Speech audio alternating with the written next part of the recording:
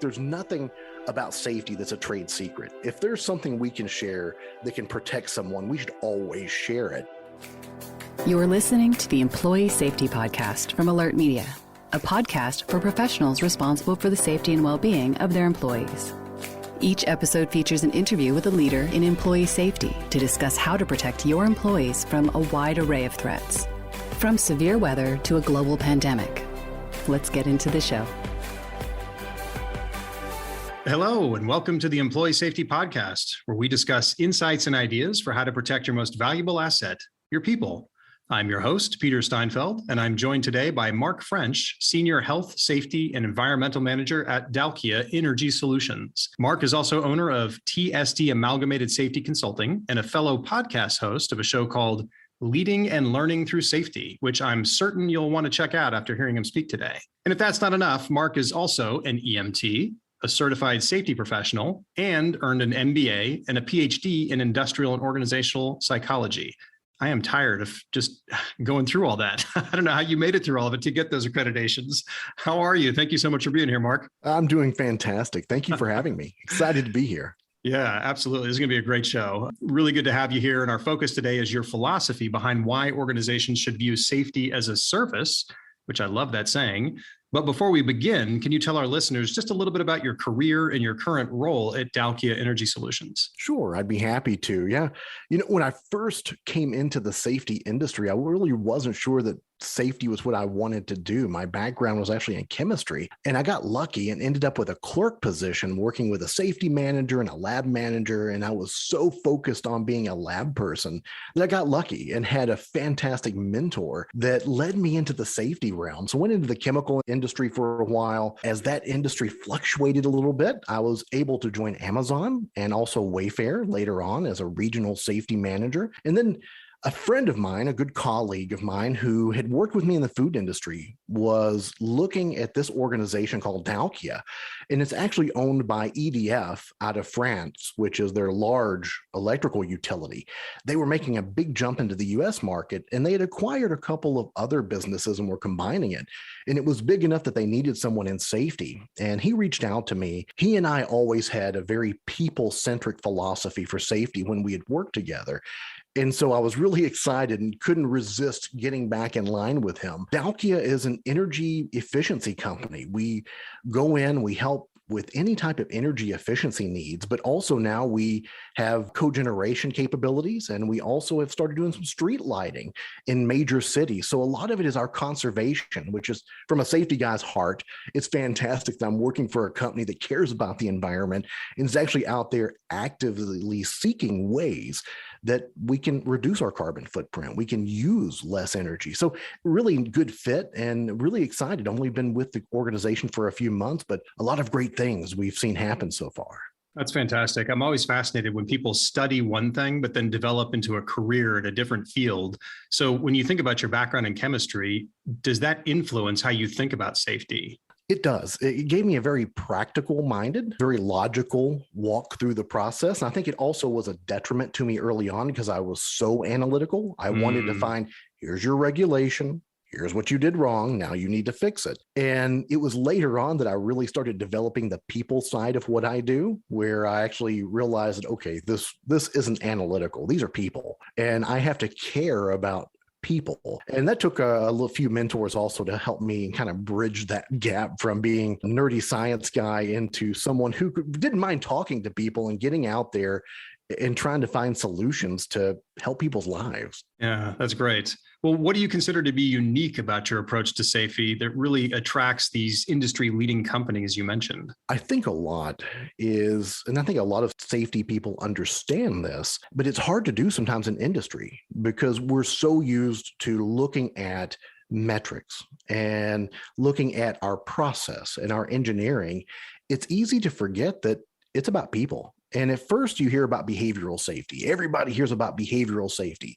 Let it be a behavior. And that was something I also believed, that I could change the behavior. Walk in, hey, you're doing something wrong. You should fix it. It was later on that I realized that it's really about motivation. It's about that safety is a core motivator for people. And if you're not motivating them to be safe, they're not going to have the behaviors to be safe. I mean, especially early in my career, I was very much the angry, write you up safety professional. Like had my ticket book, I had my regulations, and I was going to get somebody today because that was the way I was going to prevent them from getting hurt. It didn't work very well long term. Short term, fantastic gains because people are scared of you. And then they realize that, well, they can't be scared all the time. Yeah. And so you have to give that empathy. You have to show that we want you to be motivated to be safe, not just us influencing that end behavior. And I think that's what really made me different, was that I was willing to say, every metric we have, it's easy to say we have a 3.14 recordable rate. What does that mean? Does it mean that we hurt 3 people? Even 3 people are too many to be hurt. And we have to really humanize that aspect of safety. Even though it's a core metric for most companies, it's also a person. That's right. People really have to understand the why behind things. And I think they tend to get on board, and they have to know that it's not me versus you, it's us, it's we. And when they know it's a team and they know the why behind it, it's amazing how people just light up and they're like, oh, okay, I'll start doing that. Yeah, it is amazing to watch people come together and say that once we have that safety feature, we can become a team, and that team effort can progress what we're doing. So being relatively new to Dalkio, what are some of the common safety challenges you faced when you first arrived? One of the most interesting challenges that I really enjoyed about joining Dalkio was the idea that they were growing. They had started off as this core business of energy conservation. They had added in their manufacturing for cogeneration, but also had the street lighting that they had taken over for in New Mexico and very large long-term projects. And one of my core philosophies, and this was taught to me by someone who said, look, there's nothing about safety that's a trade secret. If there's something we can share that can protect someone, we should always share it. And so I've always thought of safety as something that's universal. And so I wanted to be one of those first bridges or that first umbrella that could join everything together and say, okay, we have one safety system. No matter what you're doing in Dalkio, we need to talk the same safety language, and we should be sharing. Hazards are hazards. And the way that we motivate people, the way that we gain our traction and our trust with people is all about speaking that same language. One of the first items that I really noticed, though, was that we're in little pods around the entire country. So I wanted to look at big risk. You look at what's your electrical risk, what's your lockout tagout risk, what are these big serious incidents and fatality potential events, and how are we going to mitigate them?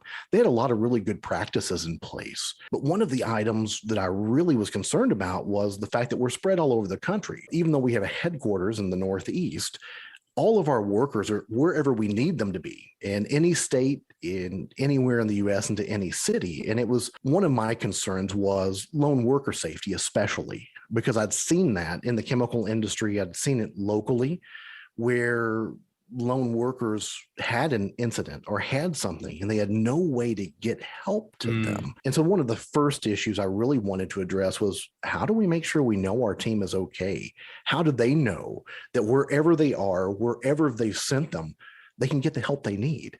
And that's really what led me into looking for solutions for lone worker safety. And how do we make sure that they are monitored and taken care of? Because that's a huge risk. And it's also something that I think psychologically, if your team always thinks they're just out there by themselves on an island, never being followed up with or cared for, there's something about that where, yeah, my company just sends me wherever. They don't care. Well, no, we do care. We absolutely want to equip you with anything that shows you that we care no matter where you are. And we want you to be prepared wherever you're going. And I think that was one of the big systems we wanted to put into place to tell our team that we got their back all the time. And how did they receive that message? Do they like that approach to safety? At first, they were a little scared of it. I don't think some had been used to, well, here's somebody watching out for me. At first, it was the idea of Big Brother. Big Brother's watching me all the time. No, that's not what we want. You can just turn the application off. If you don't like it, turn it off. Don't use it if you're at home. But while you're at work, we do care. And I think a lot of it also has been, I've done a lot of traveling in my first few months for sure, because I think putting a face to a name and a fist bump together in the days of COVID here, making sure that they know that I'm human, I know they're human. We all have similar interests. And that interest for sure is that there's people at home that want us at home, and we want to get there the best way we can. and enjoy all the things. I mean, we work every day, not because we just absolutely love working. I love my work. I love what I do. But I mean, if I didn't have to make money, I probably wouldn't be doing it. So Right. we want that opportunity to enjoy all those things we do outside of work because we're safe at work. That's right. And to your point, not only do the employees suddenly feel like they're more valued and protected, but oftentimes their families appreciate that too when they know that the company's looking out for them. I hope so. I mean, that's where the next trickle down approach happens, is that you really do hope that someone learns something at work, encounters something at work, or gets a feeling at work that they take home and share. And that's where you've really started building that culture, because now not only am I learning about safety, I'm starting to teach it. Yeah. So anything that can tie it back to that idea that safety is something we can take with us everywhere all the time. Yeah. As a previous guest of mine said, safety should really become a value that you have. And when it's a value, it just permeates everything that you do, as opposed to just something you have to do. That's right. Because priorities can change. Our number one priority today can be at number 2 tomorrow. But when you have a core value, just like you said, it's something that's forever. That's right. And that's part of it, what you do. Yep, absolutely. Well, let's talk about this idea of why organizations should think of safety as a service. Can you tell us more about that? Sure. That's an idea that frustrated me very early on in my career, for sure, because as a safety professional, we have so many customers. The first one is our team, the people that we are out there trying to guide and help and find processes for. We're a service to them. We want them to come and ask those questions. We want our team members, especially if they're out in the field or they're doing something new, we want to be that service that come to us with your problems. Don't be afraid of me judging you or telling you should have done it different, or punishing you for what you're doing, because you're in the real world out there. I'm sitting comfortably behind a desk. I should be able to help you. I need to be that service. But the organization that we work for also wants us to be, hopefully, their conscience. They want us to be able to stand up and say, here's the right way to do it. Here's not the right way to do it. Here's the legal approach. Here's the not so legal approach. We want to make sure we're that service too. And that balance is sometimes very interesting from a safety standpoint, because you might have different pressures coming in from different aspects. The company may have an expectation of, I just want you to reduce injuries, where your people are looking for you to actually not just reduce an injury. They want you to protect them. They want you to stand up and say, no, just because this is working now doesn't mean it works tomorrow. We have to find a way to enable, prepare, engineer, whatever we need to do to be that service, because it's the only sustainable way to do it, is that everybody's going in that same direction. We're all working toward that same goal, but I'm a service. I don't make a product. I don't do anything that's making a company profitable. But what I'm trying to do in the background is achieve everything they need so that they can be profitable and have a good reputation and have engaged people.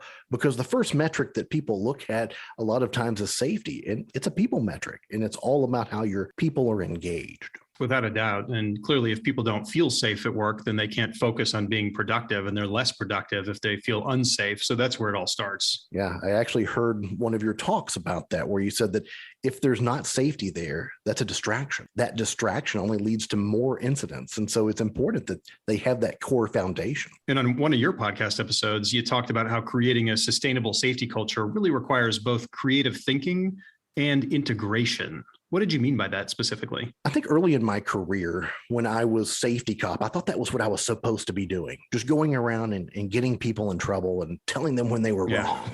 When really it's so much more than that. An organization really wants me to be a creative thinker. They want me to walk in, look at a situation. And that's what I love about what I'm doing now with Dalkia, is that I'm going into all these client sites before we begin step one of construction. And we're looking at where we're going to be working, what we're going to be doing. And we have to get the job done. We've agreed that we can help our client reduce their environmental footprint, and we want to do that. But we also want to protect our team when they're doing it. So one of the items we have to do is look at, what are the regulations? What are the best practices that are out there? And how do we put those in place that approaches our team and assures that they can do it? And so there's a lot of creative thinking. It's easy to look at the regulations and just go, nope, shut it down. We're done today, fellas. We're not going to do that work because it's unsafe. It takes more to look at it and go, okay, we can do it legally. We can do it safely.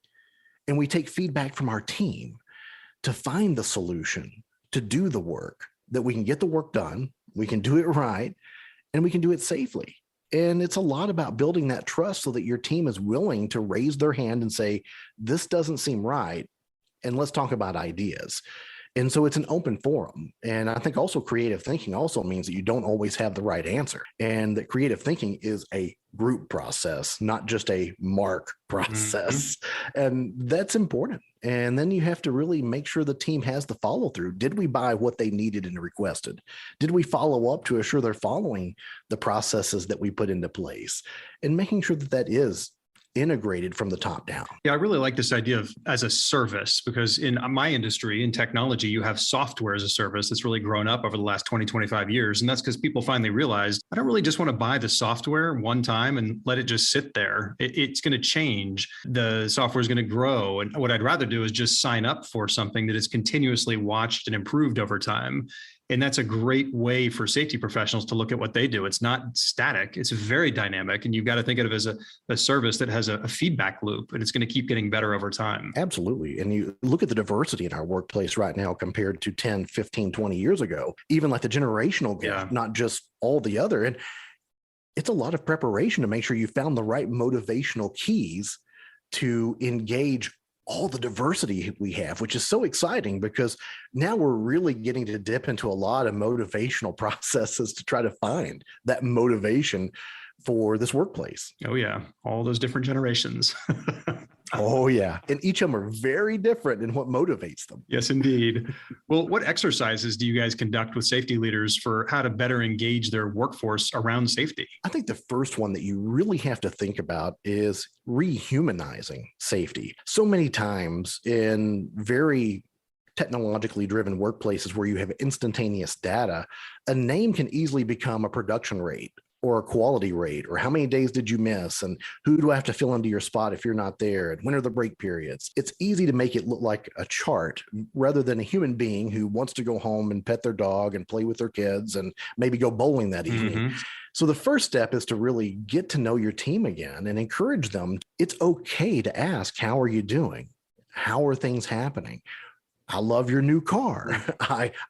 Hey, I noticed you have a new haircut. That's cool. You want to rehumanize them, step one, because that's so important that they don't forget that we're managing people and people want to feel safe. One of my fun things I like to do, and it's a baited question, but you bring everybody in the room and you go, hey, standard lean theory, we have safety, quality, delivery, and cost.